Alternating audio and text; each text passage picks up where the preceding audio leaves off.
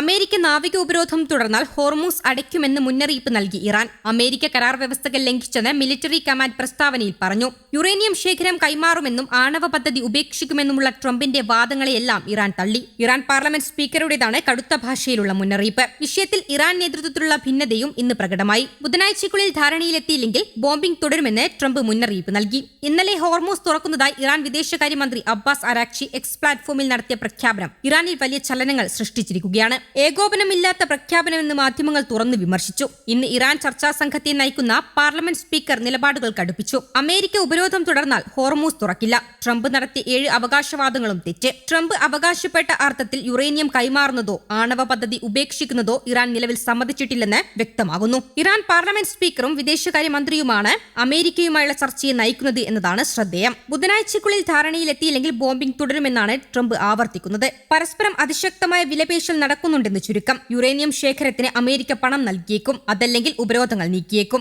ലോകത്തെ എണ്ണ കയറ്റുമതിയുടെ 1/3 കടന്നുപോകുന്ന പാത വീണ്ടും അടച്ചാൽ കടുത്ത പ്രതിസന്ധിയിലേക്ക് പോകും. തങ്ങളുടെ എണ്ണ കയറ്റുമതി തടയാനാണ് നീക്കമെങ്കിൽ മറ്റ് രാജ്യങ്ങളെയും ഈ പാത ഉപയോഗിക്കാൻ അനുവദിക്കില്ലെന്നാണ് ഇറാന്റെ നിലപാട്. ഇസ്ലാമാബാദിൽ വെച്ച് നടന്ന ചർച്ചകൾ പരാജയപ്പെട്ടതും ആണവ കരാറുകൾ, ഉപരോധം നീക്കൽ തുടങ്ങിയ കാര്യങ്ങളിലെ ഭിന്നതകളും വലിയ പ്രതിസന്ധിയാണ് സൃഷ്ടിച്ചിരിക്കുന്നത്. വെടിനിർത്തൽ ലംഘനമുണ്ടായാൽ വീണ്ടും യുദ്ധം ആരംഭിക്കുമെന്ന ആശങ്കയിലാണ് ഗൾഫ് മേഖല.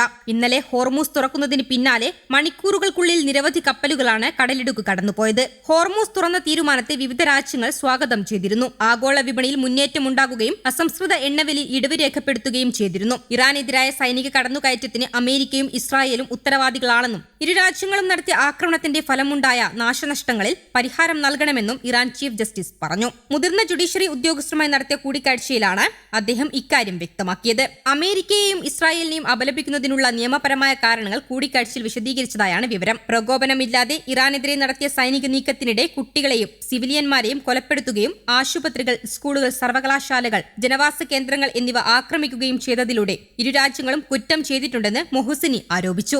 1949 ജനീവ കൺവെൻഷനുകളും അതിന്റെ അനുബന്ധ പ്രോട്ടോകോളുകളും ലംഘിച്ചതിന് പുറമെ സായുധ പോരാട്ടങ്ങളുടെ അന്താരാഷ്ട്ര നിയമങ്ങളും ഈ രാജ്യങ്ങൾ ലംഘിച്ചെന്ന് ചീഫ് ജസ്റ്റിസ് ചൂണ്ടിക്കാട്ടി. ഇറാനിയൻ ജനതയുടെ അവകാശങ്ങൾ സംരക്ഷിക്കുന്നതിന്റെ ഭാഗമായി അന്താരാഷ്ട്ര കോടതികളെയും നിയമവേദികളെയും സമീപിക്കാൻ ഇറാൻ അധികൃതർ പരമാവധി ശ്രമിക്കണമെന്ന് അദ്ദേഹം ആവശ്യപ്പെട്ടു. ഇറാന്റെ ഭൗതികവും ധാർമ്മികവുമായ അവകാശങ്ങൾ ലംഘിച്ച ഈ രാജ്യങ്ങളെ വെറുതെ വിടില്ലെന്നും അന്താരാഷ്ട്ര തലത്തിൽ അവരെ ശിക്ഷിക്കുന്നതിനും നഷ്ടപരിഹാരം ഈടാക്കുന്നതിനുമുള്ള നടപടികൾ തുടരുമെന്നും അദ്ദേഹം കൂട്ടിച്ചേർത്തു. അന്താരാഷ്ട്ര ഫോറങ്ങളിലൂടെയും മനുഷ്യാവകാശ സംവിധാനങ്ങളിലൂടെയും നിയമ നടപടികൾ സ്വീകരിക്കാനുള്ള ഇറാന്റെ അവകാശം നിലനിൽക്കുമെന്നും അദ്ദേഹം ഊന്നിപ്പറഞ്ഞു. ലെബനനിൽ ആക്രമണം നടത്തുന്നതിൽ നിന്ന് ഇസ്രായേലിനെ വിലക്കിയെന്ന് ഡൊണാൾഡ് ട്രംപും തുറന്നു പറഞ്ഞു.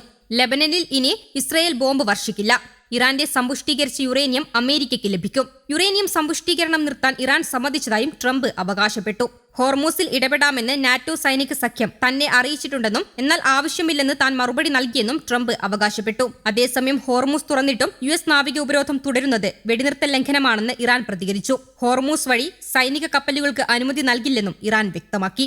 ഇറാന്റെ മരവിപ്പിച്ച $20 ബില്യൺ സ്വത്തുക്കൾ കൈമാറാൻ അമേരിക്ക തയ്യാറായേക്കുമെന്ന് റിപ്പോർട്ടുകളുണ്ട്. എന്നാൽ ലെബനനിലെ ഹിസ്ബുള്ളയ്ക്കെതിരായ തങ്ങളുടെ ജോലി പൂർത്തിയാക്കിയിട്ടില്ലെന്നാണ് ഇസ്രായേൽ പ്രധാനമന്ത്രി ബെഞ്ചമിൻ നെതന്യാഹു പ്രതികരിച്ചത്. ഹിസ്ബുള്ളയെ സമ്പൂർണ്ണമായി നശിപ്പിക്കുമെന്നും ലെബനനിൽ വെടിനിർത്തൽ നിലവിൽ വന്നതിന് പിന്നാലെ നെതന്യാഹു പറഞ്ഞിരുന്നു. News desk Kerala Kaumudi.